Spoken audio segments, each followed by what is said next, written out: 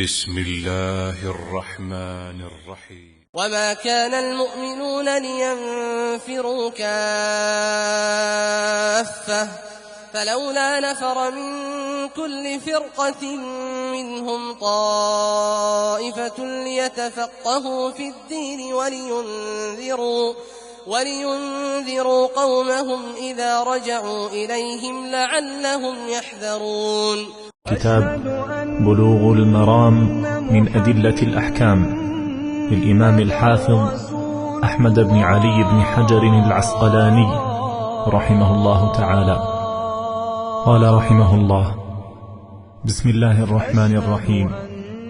الحمد لله على نعمه الظاهرة الحمد لله وكفى وسلام على عباده الذين اصطفى. أما بعد، وعن أبي قتادة رضي الله عنه قال: قال رسول الله صلى الله عليه وسلم: لا يمس أحدكم ذكره بيمينه وهو جبول، ولا يتمسح من الخلاء بيمينه، ولا يتنفس في الإناء، أو كما قال عليه الصلاة والسلام. متفق علیہ واللفظ لمسلم. یہ حدیث حضرت ابو قتادہ رضی اللہ تعالیٰ عنہ کی ہے.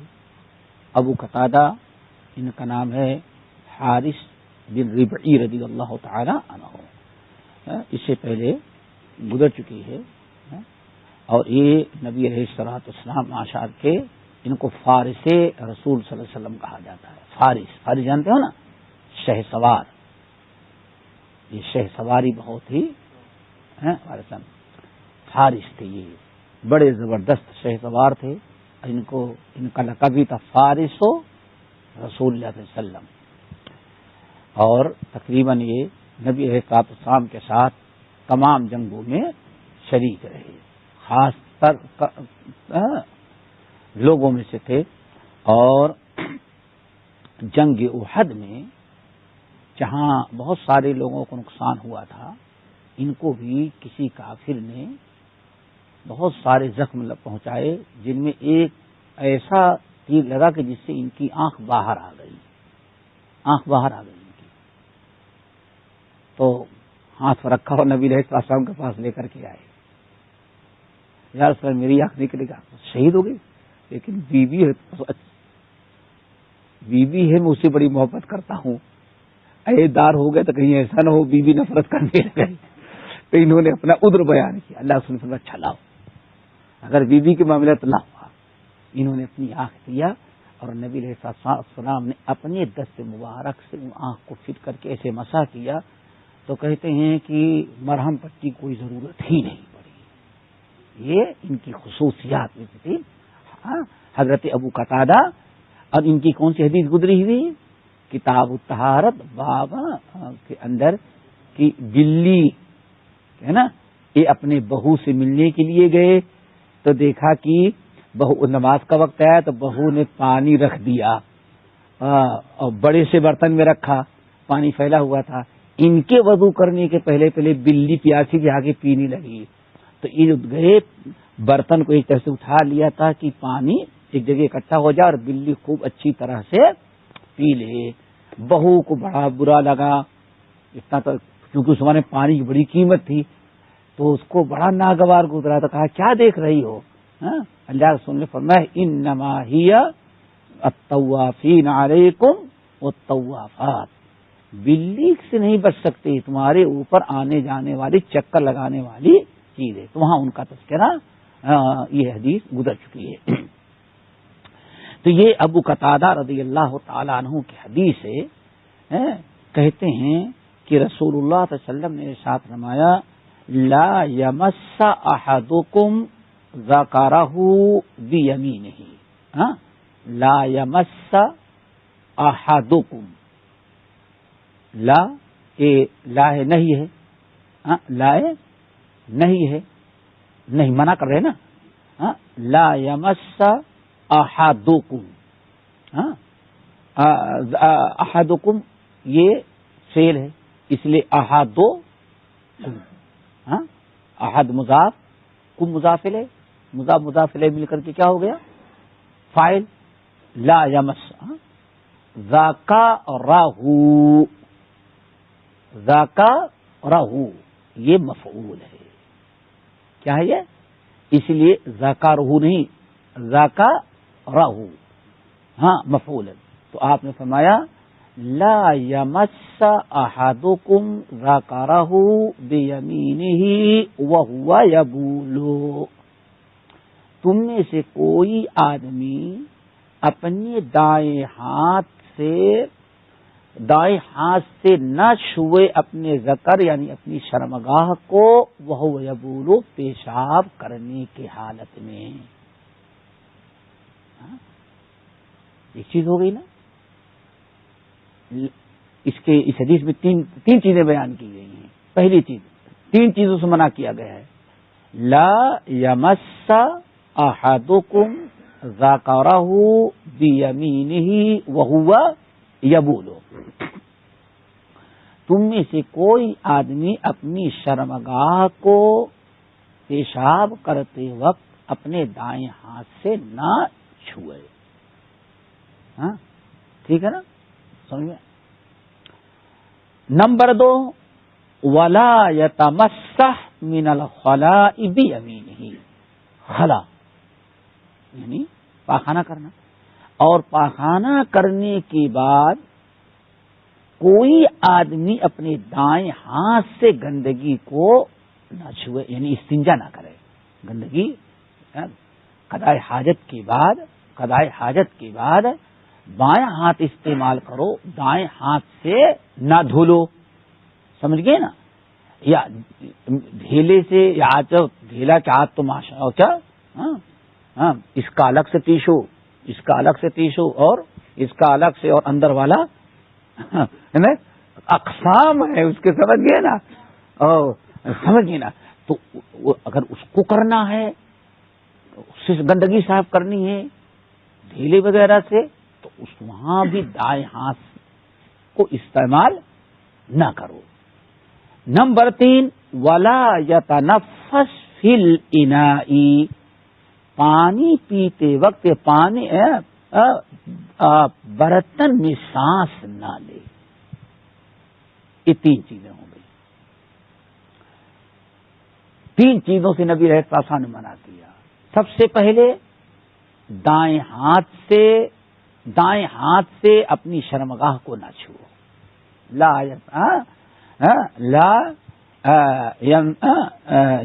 یمس احدکم ذکرہ بیمینہ وہو یبول، پیشاب کرنے کے لیے بیٹھے تو کسی بھی حالت میں دائیں ہاتھ سے اپنی شرمگاہ کو نہ چھوئے. سمجھیے نا، یہ ممانعت ہے. اور پھر الحمدللہ یہی وہ چیز ہے جو صرف اسلام ہی تعلیم دیتا ہے. ورنہ دوسروں کے ہاتھ دونوں چلتے ہیں. کیا خیال ہے؟ دونوں چلتے ہیں، کوئی مسئلہ نہیں. صرف اسلام جو ہے، دیکھو ام المومنین عائشہ رضی اللہ تعالی عنہ کتنی فصاحت اور بلاغت کے ساتھ ایک جملے میں پورا مسئلہ بیان کر دیا. کیا کہتے ہیں؟ اے لوگوں، رسول اللہ صلی اللہ علیہ وسلم دایاں ہاتھ جو ہوتا تھا اللہ اکبر تسبیح کے لیے، تحلیل کے لیے ہوتا تھا، اور بایاں ہاتھ جو ہوتا تھا استنجے اور صفائی ستھرائی کے لیے ہوتا تھا. سب کچھ آ گیا نا اس میں، سب کچھ آ گیا. کتنی چیزوں کو بیان کریں. دایاں ہاتھ تسبیح تحلیل اچھے کام کے لیے، اور گندگی وغیرہ صاف کرنے کے لیے کون ہوتا تھا؟ دایاں. بات ختم ہے. نبی علیہ الصلوۃ والسلام، یہی اسلام کی جامعیت، یہی اسلام کی بڑی جامعیت ہے. اسلام میں الحمدللہ آج مسلمان سمجھتا ہے کہ نہیں بھائی اسلام پر چلیں تو زندگی کیسے گزرے گی. اسلام نے کسی بھی معاملے میں مسلمانوں کو غیر کا محتاج چھوڑا ہی نہیں. بس مشکل کیا ہے کہ آج انسان سب کچھ سیکھنا چاہتا ہے، اسلام نہیں سیکھنا چاہتا. بس سب چیز کے لیے ٹائم نکالے گا لیکن اسلام کے لیے ٹائم نہیں سیکھنے کے لیے ٹائم، اس لیے اسلام معلوم نہیں ساری چیزیں کرتا ہے. کتنی عجیب سی بات، کتنی تاکید. اور بعض روایتوں میں نون تاکید ہوئی ہے، نہیں بھی ہے اور نون لا یمسن احدکم، تاکید در تاکید، نہیں بھی ہے اور نون تم میں سے ہرگز کوئی آدمی پیشاب کرتے وقت اپنے دائیں ہاتھ سے شرمگاہ کو نہ چھوئے. اور کیا چاہیے بھائی؟ اللہ کے رسول صلی اللہ علیہ وسلم نے ہمیں آداب سے بتایا. نمبر 2 ولا یتمسح، دوسرا مسئلہ کیا ہے؟ ولا یتمسح من الخلاء بیمینہ. خلا سے مراد یہاں پائخانہ و سنداز کرنا ہے، اسے بیت الخلاء بات گزر چکی ہے. رسول اللہ صلی اللہ علیہ وسلم نے یہ دوسری چیز جس سے ہمیں منع کیا کہ قضاء حاجت پاخانہ کرنے کے بعد جب صاف کرنے کی باری آئے تو دائیں ہاتھ سے صاف نہ کرو، نہ پانی سے دھلو، پانی ڈالنے کے وقت نہ دائیں ہاتھ سے چھو صاف کرو، نہ اس کے علاوہ اور جو چیزیں ہیں صاف صفائی، میں نے کہا ٹیشو پیپر ہے، پتھر، یہ ساری چیزیں کسی بھی حالت دائیں ہاتھ استعمال نہ کرو. ہاں تعاون کی ضرورت ہے، مدد لینے کی تو آپ مدد لیں، لیکن گندگی نہیں. اس کے لیے کون سا ہاتھ استعمال ہوگا؟ نبی علیہ السلام نے منع کیا یہ گندی چیز دائیں ہاتھ پر سے نہ صاف کی جائے. تیسری چیز جس سے اللہ رسول نے منع کیا ولا یتنفس فی الاناء، برتن میں سانس نہ لیا کرو. یعنی جب پینے والی چیز پی رہے ہو، اب اس میں سب کچھ ہے، پانی بھی ہے، ہاں پانی بھی ہے، چائے بھی ہے، دودھ بھی ہے، اور بوتلیں بھی ہیں. ارے وہ حلال بوتلیں جو چلتی ہیں نا، ہاں کیا کہتے ہیں آپ کے مشروبات جو ہے، مشروب شراب. ہاں کوئی صاحب پتہ نہیں انڈیا سے آئے تھے، پاکستان سے آج سے تقریباً 30-35 سال آئے، ابو ظبی کی طرف جا رہے تھے تو جبل علی میں پہلے بورڈ لگے رہتے، 2-4 بورڈ تو رہتے ہی تھے پہلے. کیا لکھا تھا؟ وہ سنتری کا جس نکالا گیا ہے اور لکھا ہے شراب اللذیذ. جانے کے بعد اپنے وطن ہی فتویٰ دے رہے تھے کہ بھائی اتنا برا ملک دنیا میں کوئی نہیں ہے، وہاں تو شراب کی دعوت دی جاتی ہے، وہ کہتے لذیذ بھی ہے. یہ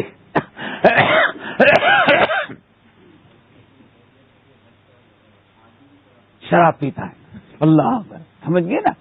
یہاں ایک صاحب رہتے تھے یو پی اعظم گڑھ کے، گئے اپنے گاؤں میں، کہتے ہیں بس یہ مسجد دلیل یہاں ہے، مسجد دلیل اس کا واقعہ ہے، یہ بتا رہا ہوں. دیکھیے ہماری جہالت، مسجد دلیل. یہاں سے گئے ماشاء اللہ، اور اعظم گڑھ مبارک پور کے رہنے والے تھے، مبارک پور کے قریب میں گاؤں ہے. اللہ کی قسم میں نے دبئی جا کر کے سن لیا جتنے وہابی ہیں سب نماز کے وقت شاہ سعود کو پکارتے ہیں. ہم یہاں غوث پکاریں تو مشرک، مولا علی کہیں تو مشرک، اور وہابی جو ہے شاہ سعود سعودیہ کے بادشاہ جو سعود گزرا اس کو پکارتے ہیں. اللہ اکبر. اور خوب فتوے دے رہے اللہ کی قسم، اللہ کی قسم، اللہ کی قسم. بعد میں کچھ لوگ جہاں سے گئے، لوگوں نے کہا بھائی آپ لوگ نماز کے پہلے شاہ سعود کو پکارتے ہیں؟ کہا نہیں. کہا کیا بات؟ کہا یہ تو جب سے آیا پورا گاؤں کے اندر گھوم گھوم کر تبلیغ کر رہا ہے، اور کہ سارے وہاں بھی مشرک ہیں. وہاں جاتے ہیں، انڈیا میں موحد رہتے ہیں، وہاں جاتے تو کیا ہو جاتے ہیں وہ مشرک. ہم نے اپنے کانوں سے سنا ہے کہ نیت باندھنے کا، ہم تو نیت کر رہے 4 رکعت، اور وہ تو شاہ سعود کو پکارتے ہیں. ہوا کیا تھا؟ استو سوو صفوفکم، سوو. اس بدبخت نے سوو کو کیا سمجھا؟ سعود کو پکار رہے ہیں. سمجھ گئے نا. تو انسان ایسے بھی کبھی بیوقوفی کرتا ہے. تو میرے بھائی شراب پینے والی چیز اس میں کیا ہے؟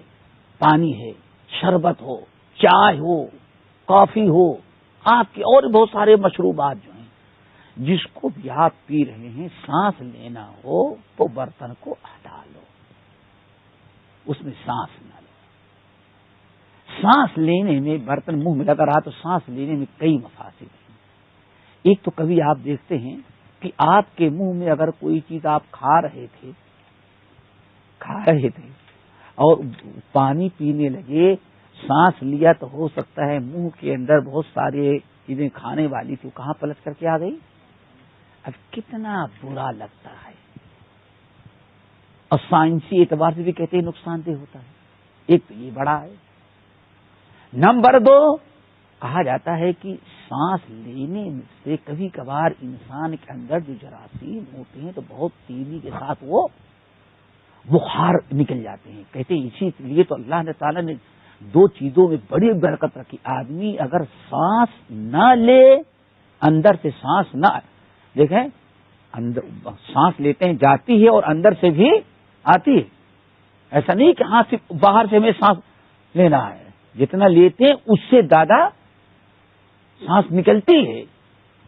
اور دوسری چھینک، اگر یہ دونوں اللہ نہ رکھتا تو پتہ نہیں آدمی کتنی بیماریوں کا شکار ہو جائے۔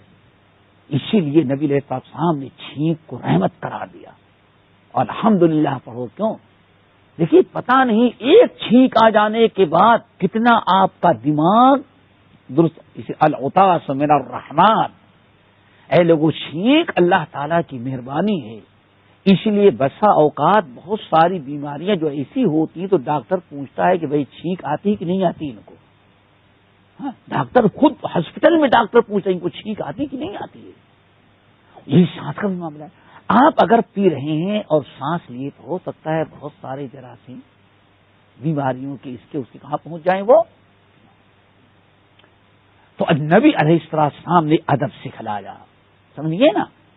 اب آج کہتے نہیں یہ سب بانٹ لو، ایسا نہ ہو کہیں جراثیم نکل جائیں، تو اتنا ہوا کہ باپ بھی بیٹے کے سامنے بانٹتا ہے، سمجھ گئے نا۔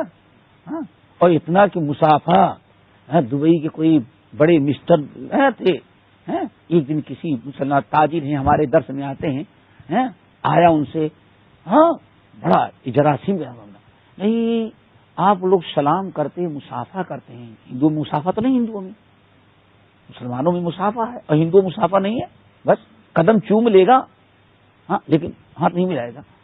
تو وہ بڑا بدبخت تھا، اور یہ جنگ کہنے لگا کہ ہم لوگ کیا ہم مسافہ ملاتے ہیں تو ہم مسافہ نہیں ملاتے ہم لوگ، کیوں؟ آپ لوگ مسافہ ملاتے ہیں، ایک کا جراثیم دوسرے کے وجہ سارے لوگ بیمار پڑ جاتے ہیں، تو ہمارے مذہب میں مسافہ نہیں ملایا جاتا تاکہ کسی کا جراثیم دوسرے کو نہیں۔ اب وہ ہیں حاجی صاحب ہیں تو بڑے تاجر حاجی صاحب بیچارے، لیکن اب ہندو نے ایسا رکھا کہ واقعی یہ مسافہ نہیں ملاتا، ہم لوگ مسافہ ملاتے ہیں، واقعی اگر صحیح کر جراثیم ملا ادھر، بہت پریشان۔ رات کو ہمارے درس میں آئے تو کہا آج ہندو نے بڑا سوال کر دیا، ہمیں کہا کیا ہوا؟ کہا کہ مسافہ ملاتے ہیں مسلمان جراثیم بیماری، اور ہم لوگ اس لیے بیماری سے بچے رہتے ہیں کہ ہم لوگ مسافہ نہیں ملاتے، جراثیم دوسرے ٹرانسفر نہیں ہوتے۔ اللہ نے میرے دن بات ڈالی، میں نے کہا پوچھو کم وقت سے شادی شدہ ہے کہ نہیں، شادی شدہ ہے کہ نہیں، شادی شدہ ہے کہ نہیں، پوچھو اس سے۔ بیوی ایران کی توران کی، ہاں، اور اپنا یہاں اب شادی شدہ ہے تو ایک دوسرے کے جراثیم ٹرانسفر ہوئے کہ نہیں، پوچھو کم وقت سے۔ صبح گئے سب سے پہلے ٹیلی فون کیا اس کو، کل نہیں بات سمجھ میں آ گئی۔ تو اسلام نے ان کو اب سمجھ میں آ رہا ہے۔ اور غلو نبی علیہ السلام وما ينطق عن الهوى ان هو الا وحی یوحی، کتنا پہلے آپ نے بیان فرمایا تھا، خبردار پانی پی رہے ہو یا کوئی پینے والی چیز پی رہے ہو، کھا رہے ہو تو اس میں سانس نہ لو، سانس لینا ہے تو اس کو کیا کر دو، پھر اس کے بعد پیو۔ چلو یہ 3 چیز آگے پڑھنے، اور اس کے بعد بات آتے ہیں۔ یہ کہا جاتا ہے کہ یہ تینوں چیزیں بہت سارے اہل علم نے کہا کہ حرام ہے۔ کیا کہا؟ حرام ہے۔ خاص طور سے دائیں ہاتھ سے قضاء حاجت اور کیا کہتے ہیں پیشاب کے وقت اپنے مخصوص مقام کو پکڑنا، یہ اس پر تو تقریباً بہت سارے لوگوں کا اتفاق ہے کہ حرام ہے، محرمات میں سے ہے اور اس سے بچنا چاہیے۔ کچھ لوگوں نے کہا نہیں حرام تو نہیں ہے، نہیں تنزیہ، لیکن قول راجح یہی ہے کہ کیا ہے وہ محرمات میں سے، کیوں اللہ نے بہت لا یمسن ہاتھ کو بہت سخت تاکید آپ نے کی۔ چلو دوسری حدیث، وعن سلمان رضی اللہ تعالی عنہ، سلمان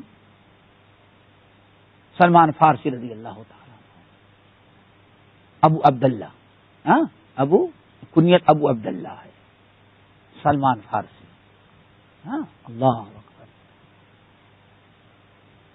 ان کا لقب ہے سلمان الخیر، اللہ اکبر، سلمان الخیر، اللہ نے بڑی خیر و برکت انہیں رکھی تھی، سلمان الخیر، نبی علیہ السلام نے ان کو لقب دیا سلمان الخیر۔ یہ فارسی کہے جاتے ہیں، بہت بڑے زمیندار کے بیٹے تھے اور اکلوتے تھے۔ ان کی کبھی داستان پڑھیے گا، ایمان لانے کی، کیسے کیسے یہ پہنچے، اور یہی مرد مومن وہ ہے، یہی مرد مومن سلمان کی قربانیاں تھیں اسلام کے لیے، دین کے لیے، کہ نبی علیہ السلام نے ارشاد فرمایا تھا لو کان الدین بالسریہ، لو کان الدین بالسریہ لنالہ رجال من ہؤلاء۔ تو یہ سلمان کو ذرا دیکھو، ہم کو تو اللہ نے مکے میں پیدا کیا، مدینے میں ہجرت کر کے بس آباد کیا، سلمان یہاں تک ڈھونڈتے ہی وہ آ گیا ہم کو، لیکن سن لو لو کان الدین بالسریہ، اگر دین اللہ ہم کو نبی بنا کر کے سریہ ستارے پر بھیجتا تو سلمان اور اس کی قوم وہاں بھی ہم کو ڈھونڈتے ہوئے پہنچ جاتی۔ کتنی بڑی چیز تھی، بلکہ یہ حدیث جو ہے بڑی جامع اور معنی ہے، لو کان الدین بالسریہ لنالہ رجال من ہؤلاء، اگر دین ہم یعنی اسلام کی دعوت کہاں میں دینے کے لیے اللہ ہم کو بھیجتا سریہ پر، تو یہ سلمان اور ان کے کچھ لوگ ہم کو وہاں بھی ایمان لانے کے لیے ڈھونڈتے ہوئے پہنچ جاتے، بہت بڑی فضیلت تھی۔ یہاں کہا جاتا ہے سلمان فارسی اور ان کے قوم کی طرف جو اشارہ کیا نبی علیہ السلام نے، وہ فارس مخصوص نہیں تھا بلکہ عجمیت کی طرف تھا۔ اللہ، کس کی طرف؟ ہمیں یاد ہے یہ آج سے سمجھتا ہوں 14 کم سے کم 35 سال قبل، 35-36 سال قبل جامعہ سلفیہ بنارس میں جب امام حرم امام سبیل وغیرہ آئے تھے اور بہت بڑا اجتماع تھا وہاں، میرا خیال سے مسجد کی سنگ بنیاد تھی، شیخ الحدیث مولانا مبارک پوری رحمۃ اللہ علیہ وغیرہ تھے، تو ایک بہت بڑے عالم گزرے ہوئے ہیں مولانا عبد الوہاب آروی رحمۃ اللہ علیہ، یہ بر صغیر کے بڑے چوٹی کے عالم سمجھے جاتے ہیں، اور ان کا علمی سکہ بہت ہی روب و دبدبے کے ساتھ قائم تھا۔ تو ان کا عالم یہ تھا کہ یہ مجلس میں جب بیٹھتے تھے تو کوئی بولتا نہیں تھا، بس سب خاموشی کے ساتھ سنتے ہی رہتے تھے، دھڑا دھڑ بولتے ہی جاتے تھے، اور بڑی قربانیاں ان کی ہیں۔ مولانا عبد الوہاب آروی، ان کی سیرت، ان کے کارنامے پڑھیں کبھی، اللہ اکبر، اور ان کے اتنے سادہ تھے، اللہ اکبر۔ جامع سلفیہ کی سنگ بنیاد، مسجد کے سنگ بنیاد کے موقع پر ایسے نماز ہو رہی تھی، اگلی صف میں تھا، شیخ الحدیث تھے، مولانا آروی صاحب تھے، مولانا عبد الوہاب آروی، مغرب کی نماز تھی، سلام پھیرنے کے بعد آروی صاحب بیچارے بہت بوڑھے ہو گئے تھے، ایسے لیٹ گئے، نماز پڑھے اور ایسے لیٹ گئے، اللہ اکبر۔ شیخ الحدیث مولانا عبید اللہ رحمانی صاحب مرآت، جو وقت کے سب سے بڑے محدث ہند و پاک کے سمجھے جاتے تھے، جنہوں نے مشکات کی شرح مرآت المفاتیح لکھی، سمجھیے نا، یہ شاگرد تھے اور آروی صاحب استاد تھے، اور شیخ الحدیث اتنے بوڑھے ہو گئے تھے کہ بالکل اٹھنا بیٹھنا بند. اللہ تعالیٰ یہی آج ہمارے اندر بھی پیدا کر دے. عربی صاحب استاد تھے، عربی صاحب ایسے لیٹ گئے، مغرب کی نماز پڑھی اور لیٹ گئے. شیخ الحدیث کھڑے نہیں ہو سکتے تھے، ایسے بیٹھے بیٹھے اٹھے اور جا کر کے ان کا پیر دبانے لگے. دنیا میں اس کی نظیر نہیں مل سکتی. شاگرد اور استاد کا ادب اس دن میں نے دیکھا. شیخ الحدیث کم سے کم 85-90 سال کے تھے، اور عربی صاحب کچھ اور عمر کے، لیکن عربی صاحب رحمۃ اللہ علیہ سے لیٹ گئے سلام پھرتے ہی. شیخ الحدیث گئے تو ہم تھے، ہمارے استاد ہم لوگوں نے جا کر کے ان کا پیر دبایا. تو عربی صاحب بڑی عجیب غریب ہستی تھی، اللہ تعالیٰ ان کی قبر کو نوروں سے بھرے، ان کے کارنامے بڑے ہیں. انہوں نے وہاں جب تقریر کی جامعہ سلفیہ میں، امام سبیل تھے، جامعہ اسلامیہ کے شیخ عبد المحسن عباد وغیرہ تھے.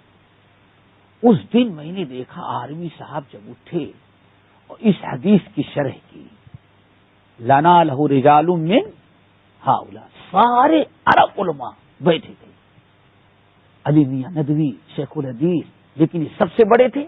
عربی صاحب ان کے سامنے کوئی بات ہی نہیں کرتا تھا. یعنی یہ جب بیٹھے رہتے تھے تو مولانا حسین احمد مدنی بھی آ کر کے نیچے ہی بیٹھتے تھے.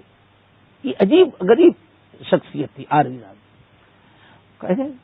وہاں انہوں نے لو کان الدین بالثریہ لنا لہ رجال من ہؤلاء، اس حدیث کی جو تشریح کی تھی عجیب و غریب، کہنے لگے کہ یہ حدیث سلمان فارسی کی طرف نہیں اشارہ تھا کہ اے عربو، ان اجمیوں کا یہ مقام، ان کے اندر اللہ نے دین اور ایمان کا یہ شوق دیا ہے. تم تو عرب میں رہ کر کے ہمارے پاس پہنچے، لیکن ان اجمیوں کا معاملہ ہے، اگر اللہ تعالی ثریہ ستارے پر ہمیں نبی بنا کر کے بھیجتا تو عجم کے کچھ لوگ ہم کو وہاں بھی ڈھونڈتے ہوئے تم سے پہلے پہنچ جاتے. پھر اس پر عربی صاحب نے بہت ساری مثالیں دی. کہا دیکھ لو، پوری سیاستہ کو اٹھا لو، پوری سیاستہ کو. بخاری اجمی ہے، ترمذی اجمی ہے، ابو داؤد اجمی ہے، نسائی اجمی ہے، ابن خزیمہ اجمی ہے. کہا جاتا ہے مسلم جو عربی نسل تھے لیکن وہ بھی زندگی کہاں گزار رہے تھے؟ عجموں. کہا ذرا دیکھو، پوری دنیا عجم میں رہ کر کے پوری دنیا کا سفر کر کے حدیثیں حاصل کرنے کے لیے کون آیا؟ یہ صرف عجموں کا کارنامہ تھا. لو کان الدین بالثریہ لنا لہ رجال من ہؤلاء. یمن کہاں تھا؟ مصر کہاں؟ فلسطین کہاں؟ لیکن بس اوقات امام بخاری کہتے ہیں 4000 میل تو میں اپنے قدموں سے چلا بھی یاد ہے، لیکن اس کے علاوہ کتنا چلا ہمیں یاد نہیں. کہاں تک سوچو ذرا سا. فلو کان الدین بالثریہ لنا لہ رجال من ہؤلاء. الحمدللہ. اسی لیے کہا جاتا ہے عرب کے سارے علماء نے بے اتفاق بیک زبان کہا کہ یہ صدیاں گزر گئی تھیں کہ پورے عرب سے بھی علم حدیث اٹھ گیا تھا، لیکن یہ 13ویں اور 14ویں صدی کے اندر لولا عنایت علماء الحدیث بالہند لذهب علم الحدیث من الدنیا. اگر یہ 13ویں اور 14ویں صدی کے اندر ہندوستان کے علماء نے اگر حدیث کی خدمت نہ کی ہوتی تو پوری دنیا سے علم حدیث جا چکا تھا. اور میں نے پہلے بتایا تھا شاید غالباً 3 عرب عالم اور تینوں مدینے کے حجاز کے، نجد کے، قسیم کے رہنے والے 3، اور تینوں کے نا ہمارے پاس ہیں. یہ تینوں حدیث حاصل کرنے کے لیے آگے شوق پیدا ہوا علم حاصل کریں. تو سوچا کہ مصر میں علامہ رشید رضا مصری ہیں، ان کا پرچہ پڑھتے تھے، ان کے یہاں جائیں. کہا وہاں گئے تو انہوں نے کہا بھائی میں تو نہیں پڑھا سکتا. کہا جامع ازہر میں، کہا بھائی یہاں بھی حدیث نہیں ملے گی. اگر اس وقت حدیث پڑھنا چاہتے ہو تو یہ تقریباً 1900 سمجھو کہ 2021 کی بات ہے، 1921-20 کی بات ہے۔ تو اس وقت علامہ رشید رضا مصری نے کہا کہ اگر حدیث پڑھنا چاہتے تو ہندوستان جانا پڑے گا۔ کہتے ہیں مایوس ہو گئے، ریاض سے کہاں گئے؟ مصر۔ انہوں نے کہا کہاں جانا پڑے گا؟ ہندوستان۔ کہا واپسی میں ہم نے سنا تھا کوئی حدیث پڑھانے کا مدرسہ عراق میں قائم ہے، شنقیطی خاندان نے قائم کیا، وہاں پہنچے، 2-4 دن رہے۔ کس لیے آئے بھائی؟ حدیث پڑھنا چاہتا بھائی ابھی تو حدیث اگر پڑھنا ہے تو ہندوستان جانا پڑے گا۔ اللہ اکبر، دیکھا آپ نے، یہ 1920-21 کی بات بتا رہا ہوں، ہندوستان جانا پڑے گا۔ بہرحال وہاں بھی اس کے بعد بیچارے کشتی پر بیٹھے، عراق سے بامبے اترے۔ اب ہندوستان میں کہاں جائیں؟ اب لوگوں سے پوچھا بھائی ہمیں جہاں گئے ہندوستان میں حدیث ہمیں حاصل کرنا ہے، حدیث حاصل کرنے کے لیے لوگ کہیں ہندوستان جاؤ، گئے۔ لوگوں نے کہا دلی جاؤ، اس وقت حدیث کا سب سے بڑا مرکز کیا ہے؟ دلی۔ دلی گئے، دلی پہنچے مہینوں کے بعد، تو دلی میں بتایا گیا کہ اس وقت اگر محدثانہ انداز سے سند اور متن اور ایک محدثانہ انداز سے حدیث پڑھنا چاہتے ہیں تو دلی میں ایک انسان ہے، شیخ الحدیث مولانا احمد اللہ نام ہے، اور دار الحدیث رحمانیہ میں وہ مل جائیں گے۔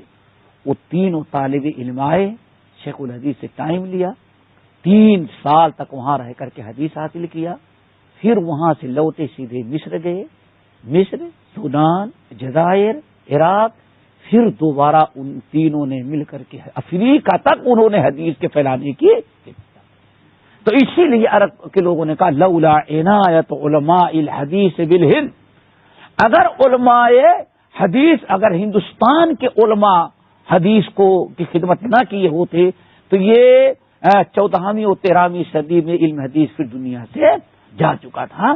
تو بات نکلی کہ سلمان فارسی نے کیا کہا اللہ کے سلمان فارسی سے کہ نبی علیہ السلام نے فرمایا لو کان الدین بالثریا لنالہ رجال من ہؤلاء، اگر یہ ثریا ستارے پر علم ہمیں نبی بنایا جاتا تب بھی سلمان فارسی وہاں علم حاصل کرنے کے لیے پہنچ جاتے۔ یہ بہت بڑے زمیندار تھے، زمیندار کے عالم، زمیندار کے یہ بیٹے تھے، اور بہت ہی زیادہ ان کی حفاظت کرتا تھا باپ۔ ایک مرتبہ کچھ دین کا شوق شروع ہوا تو ایک مرتبہ اپنی زمینداری میں گھومنے کے لیے جانا چاہتے تھے، تو باپ زمیندار نے کہا کہ یہ اپنے نوکر کو لے جاؤ، اس کو گھما کے لاؤ۔ گئے گھومنے کے لیے گئے،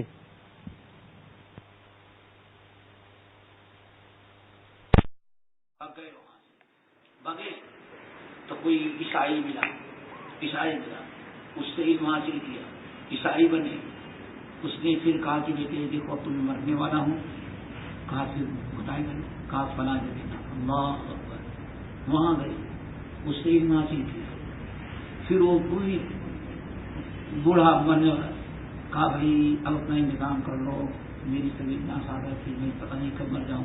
کہا چلتا ہے مرنے کے پہلے پر پتہ نہیں کہاں جاؤں، اللہ باپ ڈھونڈ رہا ہے کہاں گیا بیٹا، اور بیٹا جو ہے وہ کامیاب ہو گیا ماشاءاللہ، بھاگے وہاں گئے، ہاتھ ہوتے کرتے ایک ایسے کے بعد ان سے کہا بیٹی دیکھو بات اصل یہ ہے کہ ایک نبی پیدا ہونے والا ہے، اب میرے پاس بات اسی کے ڈھونڈ لو، صحیح علم تم کو مل جائے گا۔ ہاں کہاں؟ کہا وہ پیدا ہوگا ایسی زمین میں جہاں سے پہاڑ ہیں، اور ہجرت کر کے بعد میں آئے گا ایسے علاقے میں جہاں کھجور کی باغ ہے، اور وہ شہر 2 پہاڑوں کے درمیان آباد ہوگا۔ بھلے کہتے چاند میں چاند آ گئی ماشاءاللہ، اب ابل رہا ہے کہ نبی جلدی مل جائے۔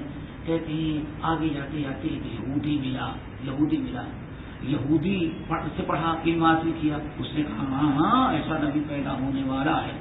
کہتے ہیں بکتے بکاتے ڈھونڈتے مدینے طیبہ پہنچ گئے، اور وہاں بھی کم وقت یہودی ملا۔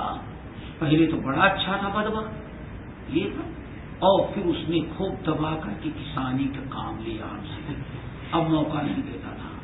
کہتے ہیں اس نے زندگی مشکل کر دی، بہت عجیب داستان ہے، رو پڑے اگر پوری داستان پڑھیں گے تو کہتے ہیں کہ بس وہاں جب مدینہ پہنچا تو مدینے کے اندر اس نے بہت تنگ کیا یہودی نے، بے انتہا ظلم کیا.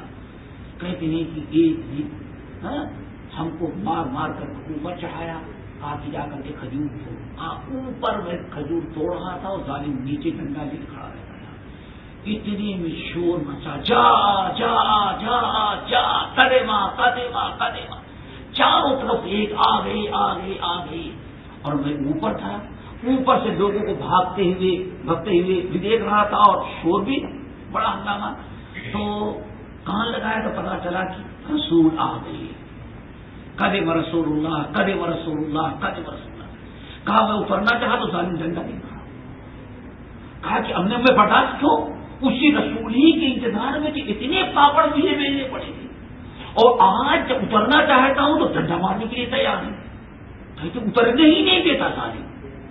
کہتے ہیں بہت کوشش، کہتے ہیں میں پھر اترنے وہیں سے چھلانگ لگا، وہی سیدھے پڑا اور وہیں سے بھگا. یہودی کے اندر اتنی ہمت نہیں کہ دوڑ کر میں پکڑ سکے.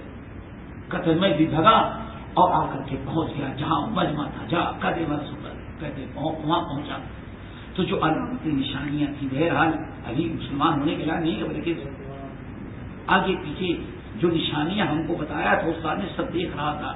کہتے ہیں بہرحال اب استاد اب یہودی، چونکہ صحابہ کرام کے اندر قوت و طاقت تھی، اب یہودی کچھ کر نہیں سکتا تھا. کہتے ہیں ساری نشانیاں مل گئی. ایک دن ادھر دائیں بائیں گھوم رہا تھا، بائیں ایک ہی مہر نبوت نہیں دیکھ پایا تھا. ساری نشیات میں تو میرے کپڑا پہنے رہتے تھے، اور میں آگے پیچھے کی کسی بھی صورت سے ہوا سے کپڑا اڑے یا نہانے کے لیے کپڑا اتارا تو میں وہ دیکھ لوں. کہتے اتنا میں چکر لگایا کہ اللہ رسول میں کیا ہے سلمان؟ تو میں یہ بتایا تو اللہ رسول صلی اللہ علیہ وسلم نے اپنا قمیص اٹھایا اور مہر نبوت میں نے اشہد ان لا الہ الا اللہ کلمہ پڑھ کر مسلمان. اللہ جب مسلمان ہو گیا تو یہودی سے میں نے ایگریمنٹ کیا کہ اس چیز کو مکاتبہ کہتے ہیں. اس ظالم نے بڑی شفقت کی 350 یا کچھ اتنے درخت کھجور کے لگاؤ اور لگ جائیں. جب 100% یقین ہو جائے، کیونکہ کبھی درخت لگائے جاتے ہیں لیکن کچھ دن بعد سوکھ جاتا ہے، درخت لگائیں اور لگانے کے بعد وہ اس عمر کو پہنچائے کہ پتا چلے کہ ہاں درخت لگیں تب تم آزاد ہو گئے. ظالم میں یہاں تو 10 درخت کے بھی مالک نہیں تھے. اب 350 درخت کھجور کا خریدیں زمین یہودی کی. اس کے طرح روتے ہوئے نبی علیہ السلام کے پاس آئے. اللہ کا رسول نے فرمایا اعینوا اخاکم، صحابیوں اپنے بھائی کی مدد کرو. نبی علیہ السلام کا اعلان، صحابہ کرام نے آدم اللہ کر کے 350 درخت تیار کر دیے. سلمان گئے زمین تیار کی ہوگی کہ اللہ سے فرمایا چلو لیکن زمین تیار ہو جائے تو مجھے لے جانا، میں اپنے ہاتھوں سے رکھوں گا. اللہ اکبر. سلمان فارسی کہتے ہیں اللہ رسول نے نصب کیا، ایک درخت بھی نہیں سوکھا. اور اس طرح سے آزاد ہوا.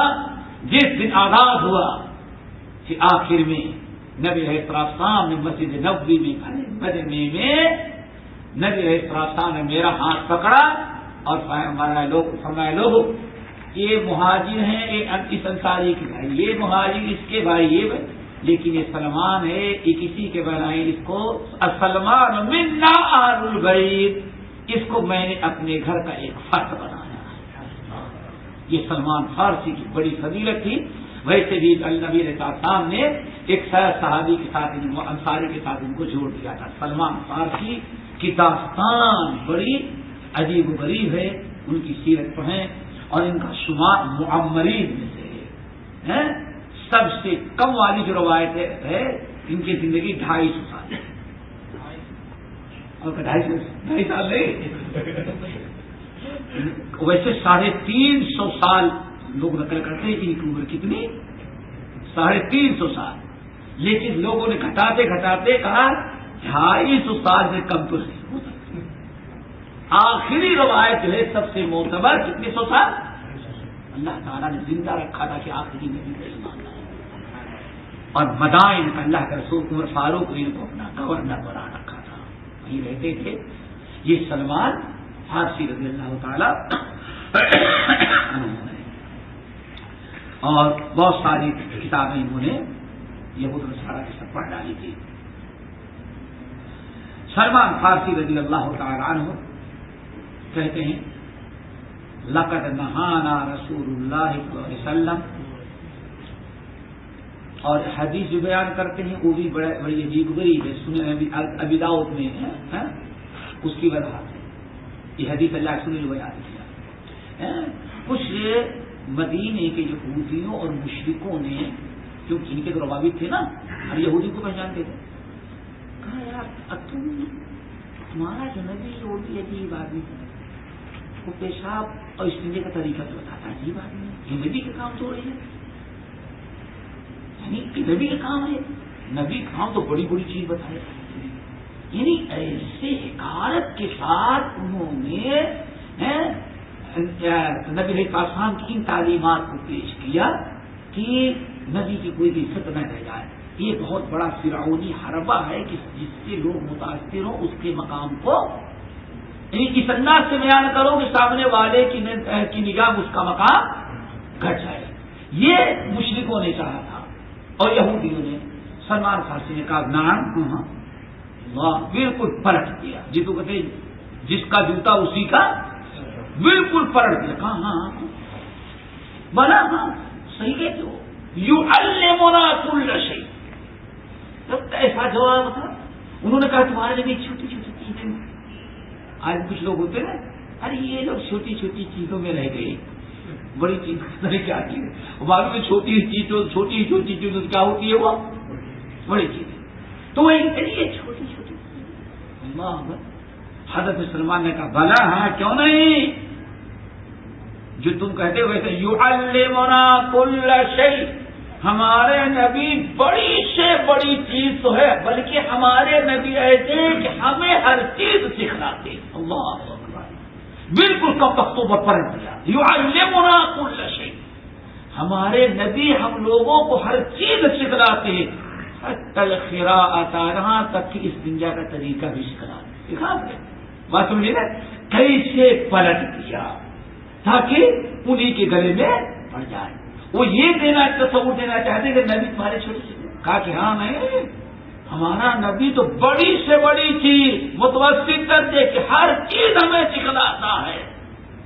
یہاں تک کہ حتی القراءۃ، ہمارا استاد ہمارے نبی جو ہیں وہ یہاں کتنی جامع تعلیم دیتے ہیں کہ استنجا کا طریقہ بھی ہمارے نبی سکھا دیتے ہیں. بات ختم ہو گئی. کہا سنو لقد نہانا رسول اللہ، ہمارے رسول نے ہم کو سکھلایا، ہمارے رسول نے ہم کو منع کیا نستقبل القبلۃ بغائط اور بول، کہ قبلے کی طرف منہ کر کے پیشاب یا پائخانہ کریں. ہمارے نبی نے اس سے منع کیا ہے. تم کیا معمولی سمجھتے ہو، چھوٹی چیز ہے. ارے قبلے کا یہ احترام، قبلے کی طرف منہ کر کے کرنا، قبلے کی توہین کرنا تمہاری نگاہ میں چھوٹی چیز ہے. کیسے انہوں نے جواب دے کر کے ٹھنڈا کر دیا تھا. قیامت تک کبھی بھی اعتراض نہانا ان نستقبل القبلۃ بغائط اور بول. ہمارے نبی نے منع کیا ہے ہم کو کہ قبلے کی طرف منہ کر کے پیشاب کریں یا نہ کریں. ہمارے نبی نے اس سے منع کیا ہے. اور کیا وان نستنجی بالیمین، ہمارے نبی نے ہم کو یہ بھی منع کیا کہ دائیں ہاتھ مقدس چیز ہے، خبردار دائیں ہاتھ سے کبھی استنجا بھی. اب یہاں ذرا غور کریں، پچھلی حدیث کو ملائیں گے تو نبی علیہ السلام نے 3 چیزوں سے منع کیا. کتنی دائیں ہاتھ سے؟ نمبر 1 شرمگاہ یا پھر قضاء حاجت کے وقت سنداز نظر میں. اور نمبر 3 استنجا سے مراد یعنی پیشاب کے بعد جو استنجا کرتے ہو تو اس وقت بھی دائیں ہاتھ سے نہیں دھلنا، بائیں ہاتھ سے دھلنا. یہ چیزیں ہو گئی نا. دونوں حدیثوں کو ملائیں گے تو 3 چیزوں سے اللہ دائیں ہاتھ کو 3 جگہ استعمال کرنے کے اللہ کو یہ منع کیا ہے. نمبر 1 پیشاب کرنے کے وقت شرمگاہ کو دائیں ہاتھ سے نہ پکڑنا. نمبر 2 پائخانہ کرنے کے بعد گندگی کو دائیں ہاتھ تو صاف نہیں کرنا، نہیں دھلنا۔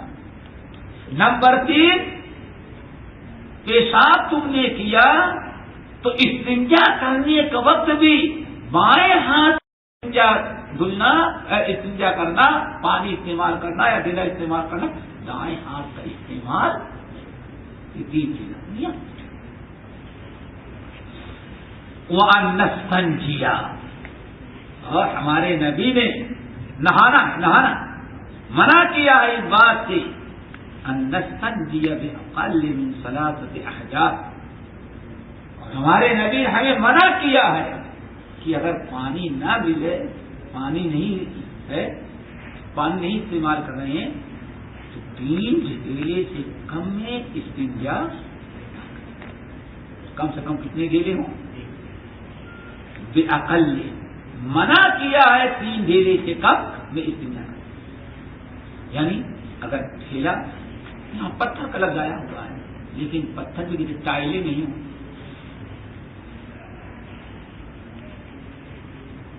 دو چیزیں، ایک تو ایسی چیز ہو کہ زخم، نمبر 2 پتھر کا نام لے گا ایسا پتھر ہو جو گندگی کو صاف کرنے والا۔ کبھی ایسا ہوگا کہ آپ استنجا کر رہے ہیں پیشاب کرنے کے بعد، تو ایسا ہو جو اپنے اندر پانی جذب کرنے کی، پیشاب جذب کرنے کی صلاحیت۔ اور ٹائلیں جو آج بنتی ہیں ان کو پتھر تو کہا جائے گا، لیکن ان میں دونوں چیزیں تھیں، نہ جذب کرنے کی ہے اور نہ تو زخم سے محفوظ۔ تو پتھر سے مراد کیا ہے؟ ڈھیلا، ڈھیلا سمجھتے ہو نا؟ ایسا پتھر، چونکہ پتھر بھی کئی قسم ہوتے ہیں، بعض پتھر ایسے ہوتے ہیں جو مٹی ملے ہوئے ہوتے ہیں، ان کے اندر جذب کرنے کی صلاحیت ہوتی ہے، یا مٹی یا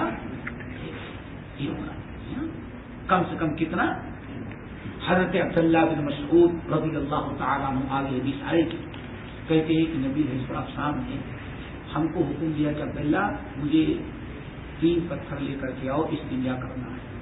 کہتے ہیں میں گیا، ڈھونڈا 3 پتھر، 2 تو مل گئے لیکن تیسرا نہیں مل رہا تھا۔ 2 تو مل گئے، اٹھا لیا، اب تیسرا ڈھونڈتا ہوں نہیں ملتا، تو گدھے کی لیٹ پڑی ہوئی تھی، ہم نے سوچا یہ بھی سوکھا ہوا ہے، یہ بھی ملے لیتے ہیں، کہا اس کو لے کر 3 ملا لیا۔ اب کتنے ہو گئے؟ 3، 2 ڈھیلے پتھر اور ایک گدھے کی گدھا ہے، روستا حمار ہے، کیا تھا؟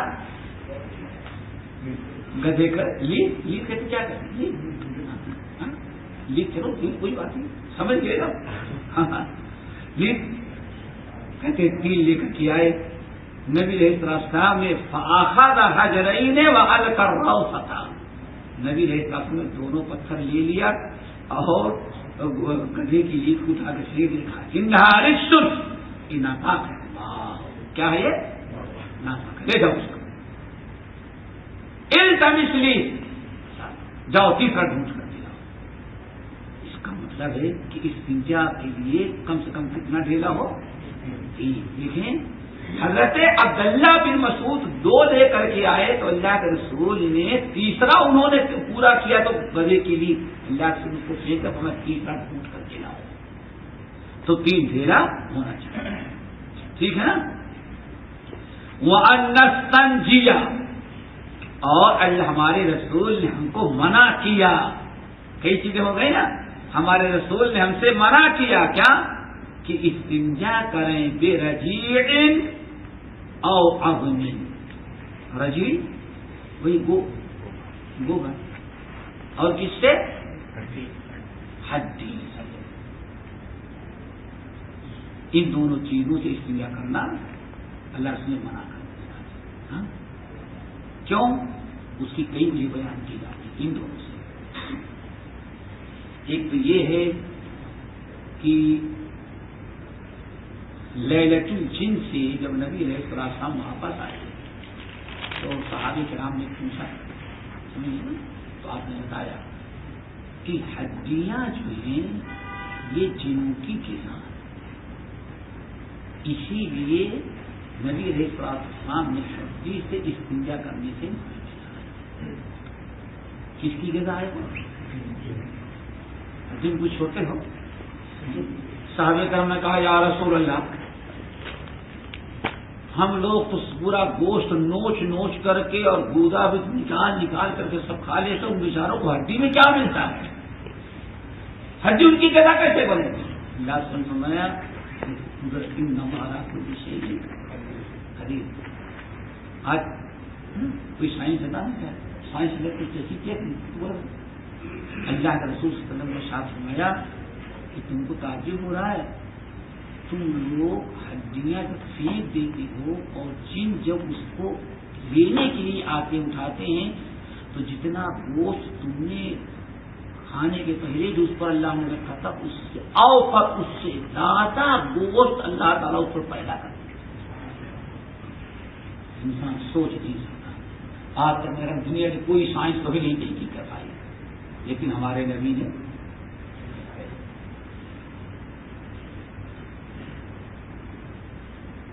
اس لیے آپ نے اگر گندا کر دیا ہڈی تو استنجا کر لیا، اس پر سناس آپ نے کر دیا، پیشاب کر دیا، تو گویا کہ اپنے جن بھائیوں کو اپنی تکلیف ان کی غذا پہنچا کر دیا۔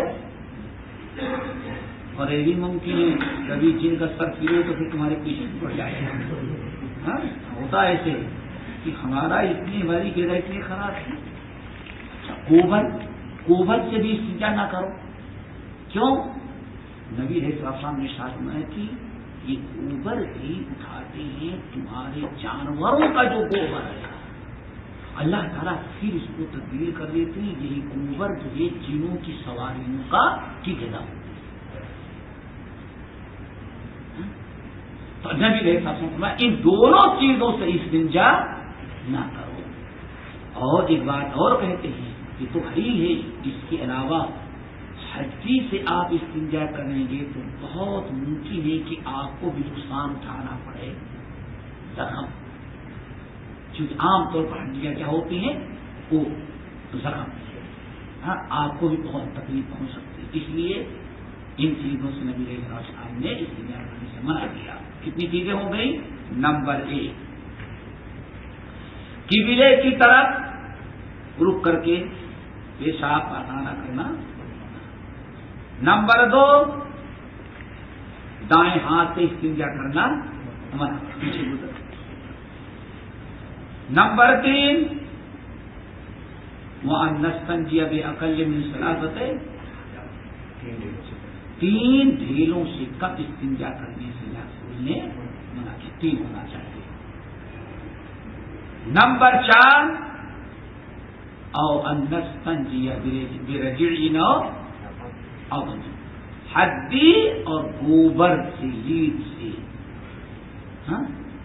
استنجا کرنے سے نبی علیہ السلام نے منع کر دیا۔ یہ اس کے اندر بہت سارے مسائل آ گئے۔ سب سے پہلی چیز قبلے کا احترام، کسی مسلمان کے لیے نہیں کہ قبلے کی طرف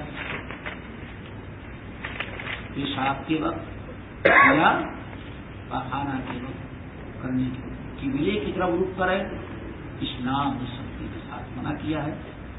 اور مزید تفصیل انشاءاللہ اگر ہے کہ آپ لوگ کو